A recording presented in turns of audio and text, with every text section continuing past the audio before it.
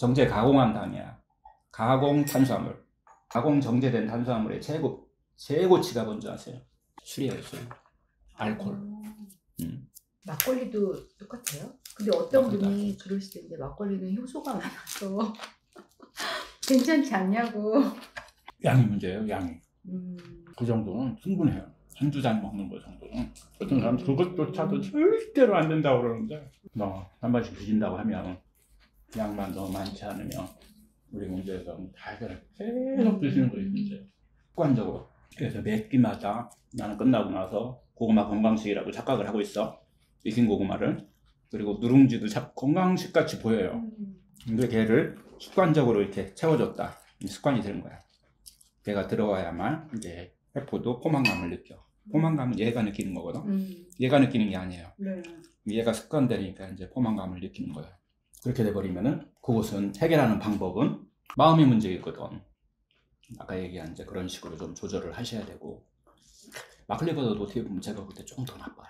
당 때문에. 네, 당 때문에. 당이 올라가면 무조건 암세포는 좋아해요. 암세포뿐만 아니에요. 당은 본인만 좋아하는 게 아니라 모든 생물 다 좋아해요. 다 좋아. 실험을 했는데 당이 이거 지가 좋아하는 제일 좋아하는 바다 같이 생긴 그 기름진 거에다가 설탕을 막 이렇게 입혀가지고 걔를 한번 줘봤어. 먹였어. 먹으니까 얼마나 좋아. 응? 근데 이번에는 실험을 한 거예요. 그렇게 맛을 몇 번 보여주고 이만큼에다가 바늘을 막 꽂아놨어. 송곳 같은 걸 막 이렇게 꽂아놔고 이쪽에다 그걸 놓은 거야. 얘는 지나가게? 여기 있고 지나가서 먹나 안 먹나 네, 보려고. 네, 이 고통을 참고 네. 먹나 안 먹나 보려고. 먹었을 것 같다. 먹었으니까 실험이지. 중독이라는 게 마약만 중독되고 하는 게 아니라 암 환자들이 첫 번째 해결해야 될 문제가 일단 당독수 문제 해결해야 돼요. 건강식을 하고 자연식을 한다고 하시는 분 상당히 많은 숫자가 제가 와서 이렇게 쭉 보면은 왜 안 좋아지냐고 막 하시는 분들 보면은 당독수 해결 못 하신 분들이 제법 많으시더라고요. 그래서 양이 문제예요. 양. 음식은 절대로 처음부터 한 번에 딱 끊으시면 해결 못 합니다. 이제 제가 호흡 얘기했잖아요. 호흡을 훈련을 계속 하시다 보면은 나도 모르게 알아차립니다. 내가 이러고 있는 것을. 이것도 내가 이러고 있구나. 지식이 아니야, 이것은. 알아차리게 돼요. 먹어요, 그렇게 해도. 근데 알아차리는 순간 나도 모르게 조금씩 소멸돼. 그러면서 줄어들어요. 이 방법 아니면 안 돼. 안 먹으려고 하는 순간 사이드로 가. 다음에 자기하고 막 타협해. 이 정도는 뭐 의사 선생님이 뭐 그것도 된다고 했는데 뭐 먹다 보면 자기가 모르게. 이게 우리 마음이야. 그래서 이제 그런 문제는 해결하는 방법은 아까도 뭐 이야기했지만 지금 배운 거 갖고 해결하는 방법은 그럴 때 빨리 알아차려. 이러고 있는 자신을 알아차리는 거야. 그러면 뒤에 가서 자책이 사라져요. 자책을 해결하는 방법이야. 빨리 알아차리고 내려놓는 연습을 계속 반복하셔요. 호흡을 가지고. 호흡을 어느 정도 하시잖아요. 그렇게 하시면은 조금 들어와도 내가 다 해결해버려. 알아차리는 것도 있지만 호흡은 장점이 2개가 있어요. 이렇게 해서 알아차리면서 얘를 줄일 수 있는 힘이 생겨요. 기운이 생긴다는 거예요. 2번째, 그 중간에 들어오는 것들도 몸 안에서 다 태워버려요. 그래서 일석이조야. 나중에 어느 시기에 먹을 수밖에 없는 조건이 되면 또 그 습관돼 있기 때문에 또 들어오거든요. 그 정도는 호흡이 숫자가 늘어나면은 그냥 다 태워버려요. 소멸시켜버려요. 그러니까 힘을 키워주는 거거든요. 결국 도구는 호흡이에요. 어떻게든 호흡을 가지고서 계속 그것을 갖다가 그게 바로 자기한테 상냥하게 하는 방법이에요. 자기를 대우해주는 방법이에요. 안 먹는 게 대우해주는 게 아니라 그것을 하는 게 대우해주는 거예요. 알아차리는 거. 계속 알아차리는 거. 여기서 제일 헷갈려요, 지식인들이. 안 먹는 것이 막 안 먹고 막 참고 하는 것이 자기를 대우해준다고 상냥하게 하는 거라고 이게 또 착각을 해버리는 거예요. 내가 여태까지 살아온 인생에 완전히 180도 바뀌면 된다고 하니까 계속 바꾸려고만 거기에 초점을 뒀는데, 그리고 뭐 주마니아나 이런 분 보면 이제 말기암이었는데 몇 개월 안에 금방 좋아졌다고 하시잖아요. 뭐 8개월 만에 다시 직장에 복귀했고 그래서 이제 그분도 강의하는 거 몇 번 제가 들었는데 빠르면은 2개월, 3개월 안에 세포들이 다 바뀌기 때문에 바뀐다는 거예요. 그런데 이제 저는 이제 2년 됐거든요. 그러면 바뀌어도 여러 번 바뀌었어야 되는데 제가 느끼기에는 바뀐 것 같지가 않은 거예요. 제 스스로 체력도 그렇고 여러 가지 그리고 뭐 염증 같은 거 이렇게 지방종 같은 것도 그럼 없어져야 되는데 왜 여전히 있고 그리고 부신도 빨리빨리 이 하나가 다 회복이 돼서 근데 이제 그런 게 제가 느껴지지가 않으니까 그럼 뭐가 문제지? 지금 이제 그러면서 이제 목록을 막 작성해서 이렇게 해보면은 제대로 하고 있는데 왜 안 되지? 이렇게 계속 생각을 했어요. 근데 지금 원장님 말씀 들어보니까 핵심은 다 빼고 이제 노력으로만 여태까지 그렇지. 했던 것 같아요. 껍데기만 하는 거지. 네, 네. 알맹이는 안 하는 거예요. 네, 그러면서 왜 그런 거 있잖아요. 스스로 나는 이 정도는 하니까 이런 또 위안 같은 게 있는 거예요. 그렇지. 두 가지 특징이 있어요. 네. 우리 마음의 본성에 두 가지가 가장 중요한 이 두 가지를 알고 있어야 돼. 첫 번째, 무조건 과거에 가던 길로 간다. 네. 길랑길로 가요. 그냥 무조건 길랑길로 가는 거예요. 이 마음의 특성이 이게 이제 20세기에 발명품 중에서 최고의 발명품이라고 얘기하는 거예요. 눈에 안 보이는 것이 모인 거야 이제. 네. 마음이라는 놈은 보니까 가던 길로 가더라. 지는 발버둥 치고 별짓을 다 해서 간다고 그랬는데 나중에 뺑뺑 돌다가 다시 그 길로 가더라. 습관된 그 길로 들어가더라. 이게 바로 과거에 사람들이 얘기한 업장이 되는 거예요. 자기의 업장이에요. 이 업장을 내려놔야 되는데 이것을 과거에는 그걸 내려놓기 위해서 어디로 가요 우리가? 산으로 가가지고서 막 그래도 죽을 때까지 해도 그게 안 돼. 아까도 얘기했지만은 옛날에는 죽을 때까지 해도 안 됐는데 이제는 몰라서 안 하는 사람, 못하는 사람은 없어. 다 그걸 이제 효율적으로 어떻게 할 수 있겠느냐. 생활 속에서. 이게 지금 막 개발이 돼 있어요. 다. 이 프로그램을 하셔야 돼. 그래서 가던 길로 가던 것을 지금부터 가던 길로 가지 않도록 새로운 길을 만들어주는 거예요. 이렇게 하는 것이 가장 큰 도구가 아까 얘기하는 알아차림이라. 호흡 알아차림을 해라. 수없이 해라. 지금부터 길이 바뀌었어. 이제 과거 가던 길이 아니라 호흡 알아차림하는 그 길로 바뀌었어. 알아차림하는 길이 생긴 거야 새로. 네. 그래서 시간이 지나면 보니까 내가 알아차림 길로 가고 있어. 이렇게 바꾸셔야 돼요. 산에 가서 바꾼 게 아니에요. 네. 생활 속에서. 남편이 산속에 있지 않잖아요. 산속에서는 되는데 집에 내려오면 다 망가져버려. 그게 아니고 남편 옆에서 하시는 거야. 집에서 하셔야 돼. 집에서. 생활 속에서 하셔야 돼. 그 알아차림 연습을. 호흡을 알아차림 하라라고 하는 것이. 그래서 이제 가던 길로 가는 거 해결하셔야 돼. 그러면 자기 업장이 바뀌어버려. 우리는 그걸 전생이 바뀐다고 그러는데 어렸을 때 지금 과학이 한번 알고 보니까 3살 때 사이에 생긴 거예요. 엄마 뱃속에서부터 생겨갖고 3살 때까지 95%가 그때 생긴 거예요. 5%만 조상으로부터 받은 거야.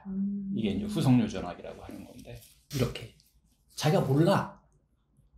자기가 3살 때 뭘로 생각이고 기억이 안 되는 거예요. 감각과 느낌으로 기억돼 버려요. 우리 몸에 엄마가 했던 거, 아빠가 했던 행동들이 아이가 감각과 느낌으로 기억해 가지고서 계속 반복하는 거예요. 그걸 우리가 삶의 덫이라고 얘기해요. 이미 본인이 덫에 걸려 있는 거예요. 그 덫에서 벗어나는 방법은 알아차림을 통해서 새로운 길로 가는 연습을 해야 돼요.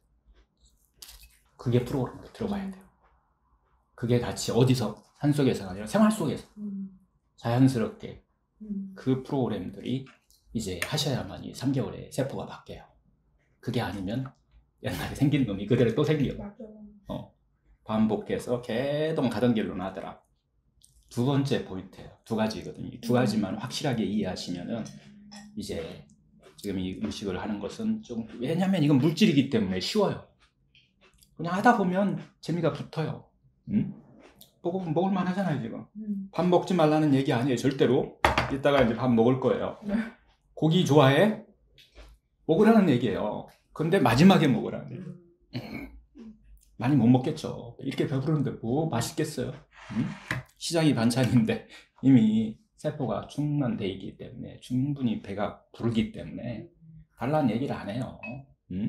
지금 먹는 것은 더 이제 추가해서 우리가 막 내가 좋아하는 막 시계는 고기 좋아한다 그러면 지금부터 먹는 고기는 습관 때문에 먹는 거야. 하여튼 첫 번째는 항상 우리는 가던 길로 간다. 갔던 길로 가는 거예요. 요것을 우리가 아는 거예요. 두 번째는 항상 한 가지 대상으로 가는 거예요. 아까 얘기했듯이 내가 호흡에 가 있잖아. 그래서 호흡을 통해서 하다 보면은 호흡을 계속 알아차리면은 편안함이 오잖아요. 한 가지 대상으로 와 있잖아요. 지금 호흡이라는 한 가지 대상으로 와 있어요. 그러면 지금까지 나타났던 아까 7가지 부정적인 감정이 문제라고 그랬잖아요. 불안이나 분노나 이런 것들은 두 가지에 동시에 갈 수는 없어요.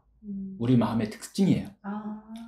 우리가 불안이나 분노에 가 있다라고 하면은 마음이 가던 길로 가서 그게 그곳으로 가 있는 거예요.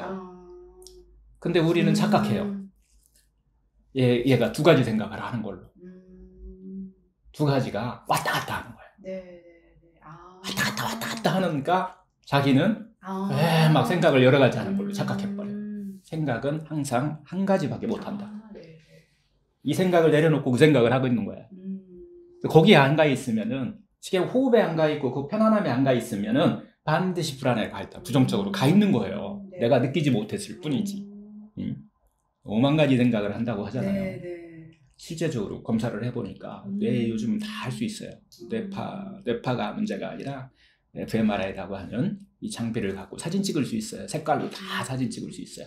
생각을 할 때는 이게 켜지고 이게 켜지고 이게 왔다 갔다 한단 말이에요. 그걸로 검사해 보니까 보통 평균적인 그냥 우리 일반적인 사람들이 진짜 49,000가지를 생각하더라고요. 하루에 49,000가지 생각이 계속 빙빙 돌아오고 있어요. 근데 우리는 못 느끼고 있죠. 그래서 그 생각을 하나로 몰아주는 거예요. 호흡이라고 하면. 음식도 마찬가지예요. 음식을 먹고 있을 때는 내가 이렇게 음식을 먹고 있다는 것을 알아차리는 거. 그게 이제 서양에서는 음식 명상으로 이렇게 발달되어 있는데 원리는 그런 거예요. 이 하는 동안 음식에 내가 딱 몰입해서 음식에다가 딱 계속 집중하고 있는 시간은 이 불안이라고 하는 거라든가 이런 부정적인 감정은 얘를 지금 내려놓은 거예요. 이때 호흡하지 마요. 이때 호흡을 굳이 할 필요는 없는데 어차피 왔다 갔다 하거든요. 여기에만 몰입할 수가 없어요. 이때 우리가 두면서 호흡을 딱 쳐다보는 거예요. 중간중간. 호흡을 쳐다볼 수도 있고 자기의 감각을 쳐다볼 수도 있어요. 발바닥하고 닿는 그런 감각이 있잖아요. 걔를 쳐다보고 다시 음식에 집중하고. 그래서 줄여주는 거야. 그것을 왔다 갔다 하는 것들을. 그렇게만 되면은, 그래서 우리가 연습할 때 호흡에다 계속 왔다 갔다 하는 걸 연습하라고 하는 거예요. 그렇게 하게 되면은 아까 얘기한 마음의 허기 채우는 가장 좋은 방법. 관심 있잖아. 자기 몸한테 다 관심 있는 거잖아. 자기한테 관심 갖는 거잖아. 내가 어떻게 호흡하고 있는지, 그때 감각이 어떤지. 그게 자기한테 관심 가져주면은 어떻게 나와요? 릴렉스가 나와요. 대우해주고 있잖아요. 나한테 내 세포가. 내가 내 세포를 지금 대우해주고 있는 거예요. 그렇게 할 때만 세포가 변화가 건전하게 일어나. 책찍질에서는 절대로 건전하게 일어나지 않는다는 거예요. 아이를 우리가 키우고 싶은 대로 아무리 키운다고 해도 그 아이가 엄마가 원하는 대로 안 되게 돼 있어요. 근데 우리는 만들려고 막 아이를 막 이렇게 해라 저렇게 해라. 하지만 아이한테 그냥 관심 주고 사랑 주고 이렇게 했을 때 그 아이가 훨씬 훌륭하게 자란다는 이유 다 알고 있어. 근데 그거 못해. 못하잖아. 응? 길난대로. 그렇지. 맨날 그 짓 했거든. 엄마가 그랬고 본인 엄마가 본인한테 그랬고. 그러니까 또 본인도 똑같이 그렇게 한다는 거예요. 이게 마음의 원리 이 두 가지가 어떻게 보면 마음주의의 핵심이 된 거예요. 이게 우리의 본성이야 이게. 첫 번째 알아차림. 알아차림 하는 순간에 마음 챙김이 이루어져요. 그게 바로 마음 챙김이야. 알아차림 하는 순간 계속 연습하면 그 다음에 마음 챙김이 돼요. 마음 챙김을 계속 하다 보면은 내려놓을 수 있는 힘이 생겨요. 이게 세 가지야. 3단계야. 이것도 않고 우리는 내려놨다고 막 그러잖아. 내려놨다고. 다 욕심도 내려놓고 뭣도 남겨놨다고 막 내려놨다고. 그 내려놨다고 하는 그때 내려놓는 것은 가짜예요. 욕심으로 내려놓은 거예요. 마음에 욕심이 또 작동한 거야. 그래서 내려놨다고 착각해버린 거예요.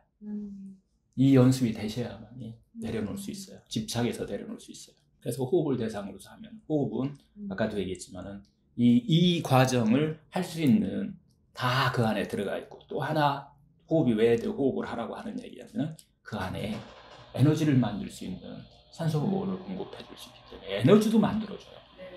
그래서 건강을 찾는 데는 하다가 포기하고 안 해도 한 만큼 건강은 좋아진다라고 하는 또 제 얘기가 아니고 우리 조상들 얘기예요. 조상들이 그렇게 얘기를 한 거예요. 이렇게 기본기부터 튼튼하게 잘 돼 있는 것은 그리고 또 그런 효과까지 과학적으로 이렇게 딱 해서 모든 사람의 재현성까지 이렇게 잘 나타나는 것은 지금 하는 호흡법이에요. 아우디의 호흡법이라고 하는. 근데 이제 알아차림을 커다란 건 알아차림이 되는데 자잘한 거는 알아차림이 잘 안 될 때가 굉장히 많아요. 근데 그거는 하다 보면은